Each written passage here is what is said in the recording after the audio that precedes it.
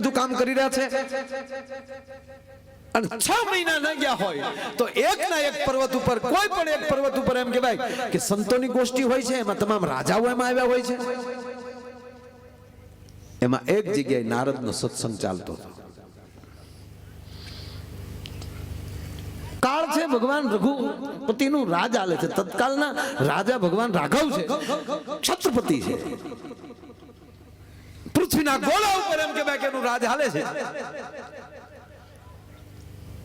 ભગવાન નારદ જેમ કહેવાય પ્રવચન કરી રહ્યા છે ને એમાં પ્રવચનમાં શબ્દો એવા આવે છે કે ભગવાન રામ અત્યારે બિરાજમાન છે, પણ રામની પાસે ન જવું હોય, કેવલ એનું નામ લેશો તોય તમારું કામ થઈ જાય.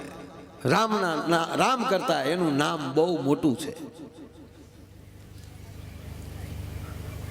વાતે હાજી